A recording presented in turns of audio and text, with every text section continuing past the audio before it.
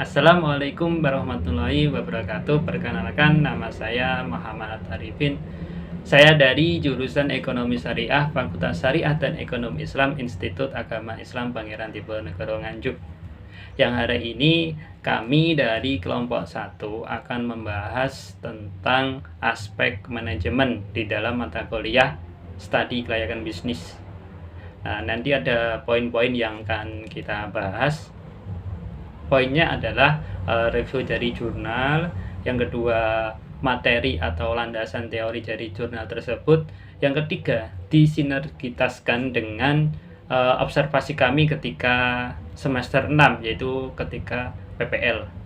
Nah, langsung saja untuk yang pertama kita akan membahas jurnal dulu ya teman-teman.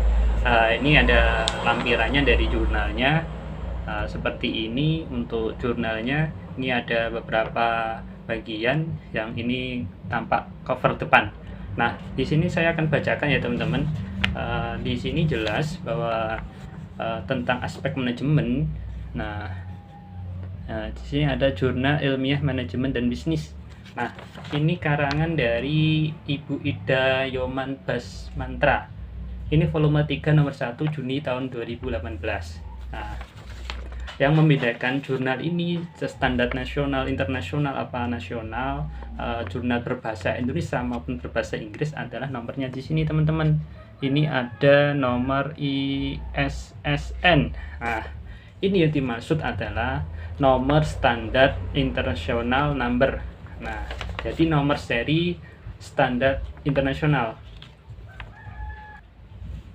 Ya, saya lanjutkan bahwasanya di dalam judul dari jurnal tersebut di sini ada jurnalnya. Ya, ini judulnya adalah The Effect of Non-Financial Reward and Punishment on Job Loyalty Through Job. Ini artinya bahwasanya pengaruh penghargaan dan hukuman non-finansial terhadap loyalitas kerja melalui pekerjaan kepuasan.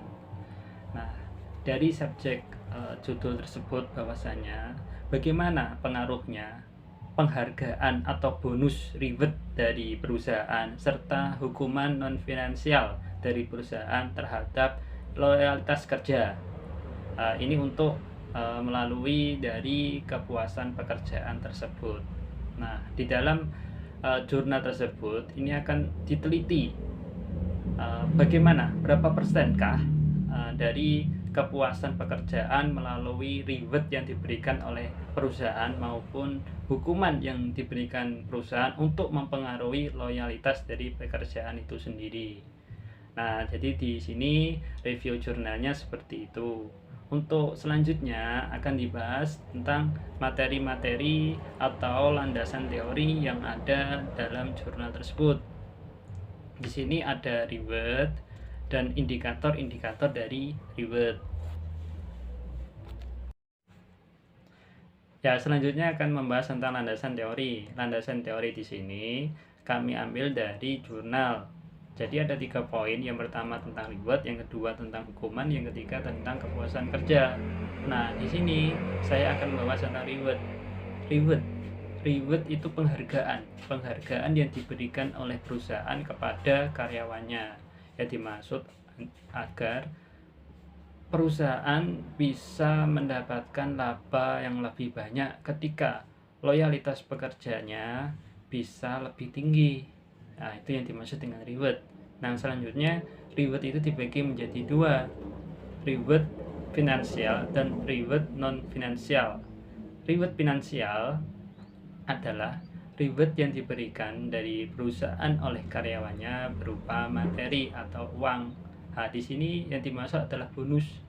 Nah, ketika omset mencapai tertentu, maka akan diberikan bonus atau reward dari perusahaan oleh karyawannya.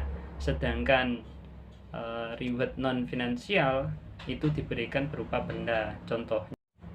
Contohnya ada karyawan yang tidak absen dan tidak izin, tidak hadir atau tidak telat, tidak melanggar aturan-aturan yang diberikan perusahaan, kedisiplinannya ada, itu akan mendapatkan reward. Nah, reward itu bisa berupa benda Ini dibahas kan non finansial ya, berarti bisa berupa benda. Bendanya di sini bermacam-macam, bisa mungkin ada piring, mungkin ada tambahan untuk alat-alat pekerjaan atau mungkin alat-alat pribadi. Yang jelas ini berupa benda maupun kepuasan dari karyawannya itu sendiri. Selanjutnya, ini saya mengambil referensi dari buku ini, Tema Harta Haram. Ini karangan dari Erwanti Tarmizi. Nah, di sini disebutkan bahwa ada kajian tentang gaji pokok dan bonus. Nah, di sini dijelaskan bahwasanya hukum pemberian gaji plus bonus boleh dan tidak dilarang, bahkan sangat menguntungkan kedua belah pihak, perusahaan dan karyawannya. Nah, jadi dijelaskan bahwasanya memberikan bonus kepada karyawan itu diperbolehkan. Misal si karyawannya itu bekerja lebih keras, loyalitasnya lebih tinggi, otomatis hasil yang dicapai perusahaan pun juga akan mengikuti dan pasti akan naik. Nah, di saat perusahaan omsetnya naik, otomatis perusahaan juga mendapat laba yang lebih besar. Nah, ketika berbagi bonus kepada karyawannya itu diperbolehkan. Seperti itu untuk penjelasan dari Reward. Ya, selanjutnya kita akan membahas tentang sinergitas antara landasan teori dari jurnal dengan hasil observasi kami ketika kami masih di semester 6, yaitu PPL di CV Citra Mandiri. Nah, apa hubungannya? Kenapa kok kami dari kelompok 1 mengambil tema seperti itu? Jadi gini, untuk mengembangkan usaha, untuk menentukan layak atau tidak layaknya sebuah usaha di CV Citra Mandiri, kita hubungkan dengan jurnal. Jadi kalau kita hubungkan bahwasanya ketika CV Citra Mandiri menerapkan dari jurnal tersebut bahwasanya ada penerapan penghargaan serta hukuman non finansial, maka terbentuknya loyalitas tinggi dari karyawan kepada perusahaan. Ya, ini sangat berhubungan erat dengan jurnal tadi. Kenapa? Karena ketika jurnal itu benar-benar diterapkan di dalam CV Citra Mandiri, khususnya kepada manajemen, aspek manajemennya terkait dari karyawannya, maka tingkat dari omset perusahaan juga ikut naik. Otomatis perusahaan memberikan bonus kepada karyawannya. Nah, itu sangat sah. Terima kasih dari kami. Sekian. Wassalamualaikum warahmatullahi wabarakatuh.